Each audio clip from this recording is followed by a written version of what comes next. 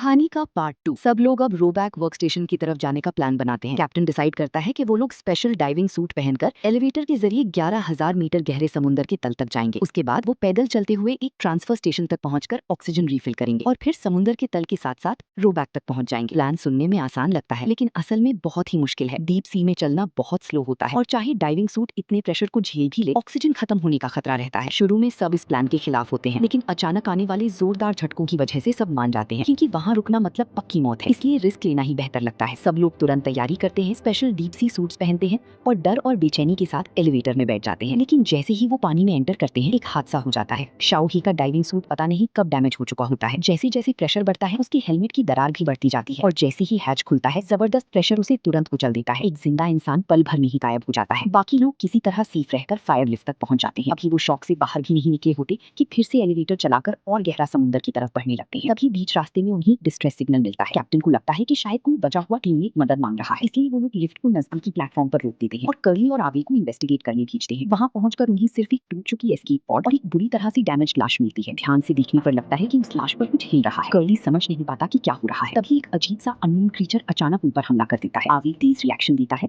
और गोली मारकर उस क्रीचर को मार देता है। तीनों मिलकर उसकी डेड बॉडी को वापस लिफ्ट में ले आते हैं। ये एक ऐसा क्रीचर होता है जो किसी ने पहले कभी नहीं देखा। शायद ही डीप सी की कोई नई स्पीशीज है। शाओ में क्यूरियोसिटी में उसे पेंसिल से छूकर देखती है और वो क्रीचर हल्का सा हिलता है, लेकिन तभी अचानक लिफ्ट में मैल फंक्शन हो जाता है और जोर जोर से हिलने लगती है। ऊपर की तरफ एक और वैसा ही क्रीचर नजर आता है। मुसीबत यही खत्म नहीं होती। ऑलरेडी डैमेज्ड केपलर स्टेशन इसी वक्त ब्लास्ट हो जाता है। एक्सप्लोजन के असर से पूरी लिफ्ट तेज रफ्तार से नीचे गिरने लगती है। सब लोग जल्दी से अपनी डाइविंग सूट्स पहनते हैं और आखिरी पल में समुद्र के तल पर पहुंचते ही लिफ्ट से बाहर निकल जाते हैं। बड़ी बड़ी नलकी उनके ऊपर गिर रही होती है। जरा सी भी गलती उनकी जान ले सकती है। उनके पास सिर्फ एक ही ऑप्शन होता है, बिना रुके आगे भागते रहना। आखिरकार बहुत मुश्किलों के बाद सब लोग सेफ तरीके से ट्रांसफर स्टेशन तक पहुंच जाते हैं। अब अगला स्टेप है ट्रेन की जरूर दूसरी साइड की रेस्ट कैबिन तक जाना और वहां जाकर ऑक्सीजन सिस्टम चेंज करना।